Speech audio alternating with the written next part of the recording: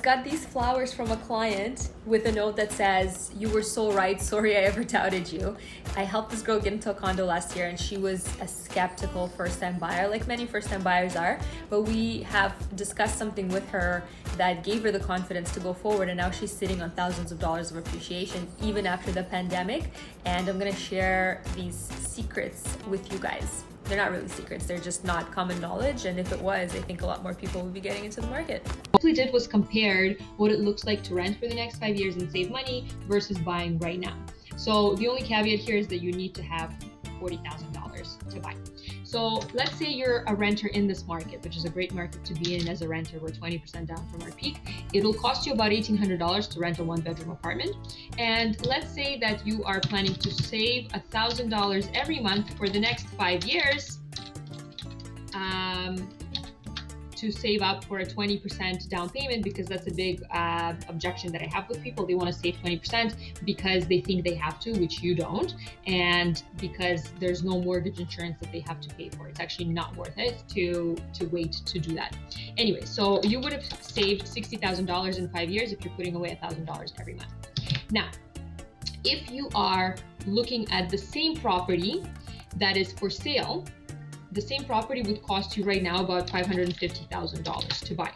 For a $550,000 property, you would need $40,000 cash to make the purchase right now, and to carry this property on a monthly basis would cost you about $2,700, to be exact, $2,688. Okay, just keep this in mind. So if we're actually looking already to begin with, $2,700 a month carrying cost for a property that you own, versus $1,800 a month plus $1,000, that's actually $2,800 that you're spending on a monthly basis to carry a rental property and save for your dream. So already something doesn't add up. Let's move on. The next step here to see is what's going to happen to this property in 5 years. Okay, so people don't take into consideration that this $550,000 property is not going to stay costing $550,000, and they don't realize the power of Toronto appreciation.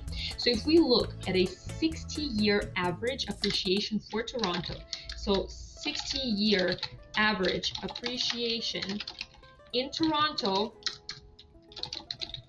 has been 7%.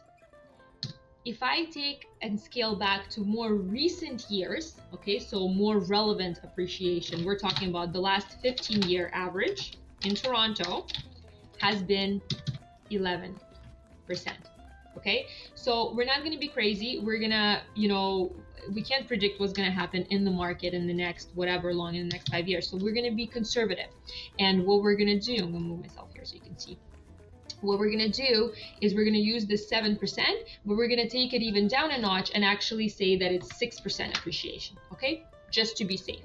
At 6% appreciation in 5 years, this $550,000 property has appreciated $180,000 approximately. So now the same property, 550, is now equal to 736.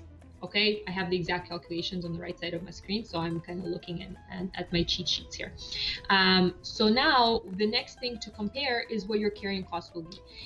First of all, by the way, thing to note here is that after 5 years of saving, if you have $40,000 right now, plus $60,000 that you've saved over the next 5 years, you actually only have $100,000. 20% of $736,000 is $150,000. Okay, so 20% of that is $150,000 approximately. So you are going to need to find a way to get another $50,000 somewhere. Some people have family, it's totally fine. But now, because your mortgage is actually higher, the carrying costs are going to be $2,700, actually $2,688 to be exact, versus the new price is $2,883. So your carrying cost 5 years down the road after saving for so long is actually higher. So now let's look at the actual opportunity cost. All right, so there's a couple of things to keep in mind. So number one is your price appreciation earned on a condo is $180K. Your principal that you would have paid down is $54,000. Your monthly rent expense that you would avoid by being a homeowner is $108,000. in the 5 years at $1,800. The land transfer tax that you would have saved is $7,500. Okay, so land transfer tax is calculated based on the value of your home. So on a cheaper home today, this land transfer tax is of course going to cost you less than it will in 5 years down the road. And to be exact, it's a $7,000 difference because the value of the property is so much higher. And now we're going into the negatives here. Okay, so you would have saved, if you're able to come up with 20% down, you're saving about $21,000 on the mortgage insurance that you don't have to pay if you are if you have 20% down. And finally, your monthly ownership obligation is $161,000, which is about $50,000 more than this rental obligation over here that you have saved. So your total opportunity cost to delay is $173,000. And we were conservative with our appreciation. And if you have seen what's happening in Toronto, the appreciation is a lot crazier than that. So people don't take that into consideration, and that hurts them. And if you understand this and ride the wave, it's very, very clear what your choice should be. So I'm just spreading awareness. Obviously, the choices are yours. If you want to talk about your specific number, reach out. I have a Calendly link. Let's book a meeting. I love buyer consultations. I'll take you through everything, and we'll get you into a house or a condo.